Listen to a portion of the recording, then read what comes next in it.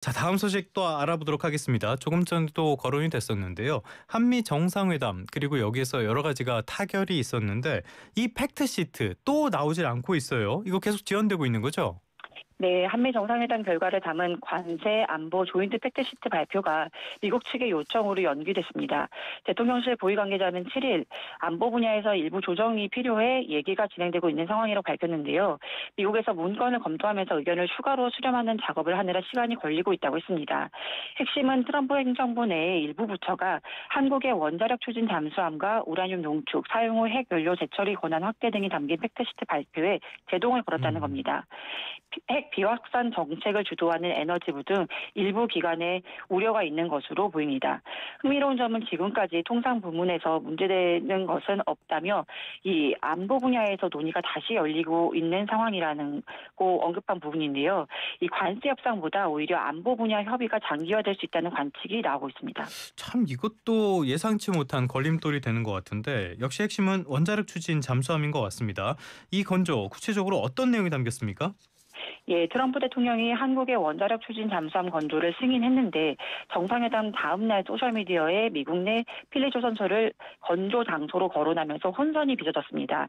하지만 대통령실은 즉각 정상 간 대화에서는 처음부터 끝까지 한국에서 짓는 것을 전제로 했다며 선을 그었는데요. 이 구체적인 건조 방식은 선체와 원자로는 한국에서 짓고 핵 연료는 미국에서 공급받는 방안입니다. 핵연료 농축도는 20% 이내의 가능성이 있다고 하는데요.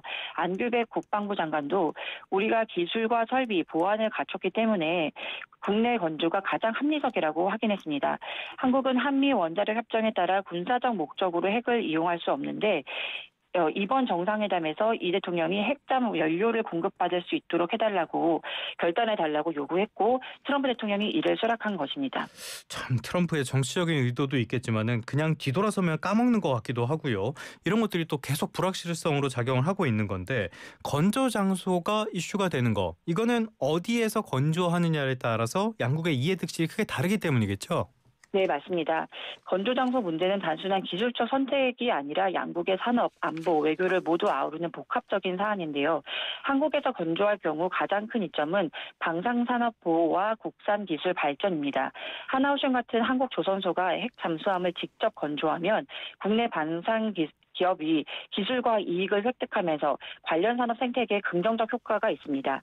또한 한국은 세계적 도전 경쟁력을 갖추고 있어 미국 버지니아급보다 저렴한 5,000톤급 개발이 가능하고 또 군사 운용과 유지 보수도 효과적입니다. 하지만 문제는 핵연료 공급과 국제 비확산 체제의 규제입니다.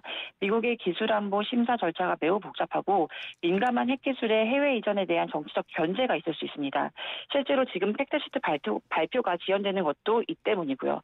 반대로 미국에서 건조할 경우 군사용 우라늄 연료를 안정적으로 확보할 수 있고 비확산 문제가 단순해집니다. 미국 입장에서는 자국 조선산업 재건과 일자리 창출 효과도 기대할 수 있고요. 하지만 현재 필라델피아 조선소는 핵잠수함 건조 인프라가 부족해서 대대적 투자가 필요한 상황입니다.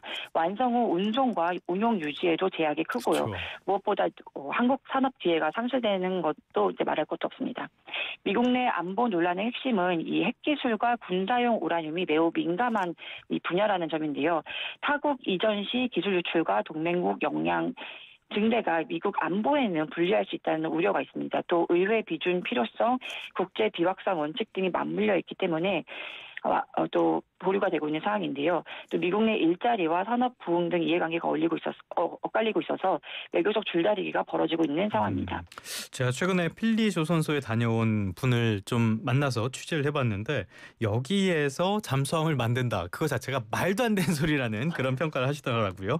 그래서 굉장히 인상적이었는데 이렇게 관세 협상 테이블에서 원잠, 핵잠 이게 논의된 것 자체가 이례적이라고 봐야겠죠? 네, 정말 예외적인 케이스라고 볼 수 있는데요. 하지만 이번 협상의 본질을 보여주는 대목이기도 합니다. 관세 전쟁으로 시작된 이 한미 협상은 잠수함으로 끝났다라는 평가인데요.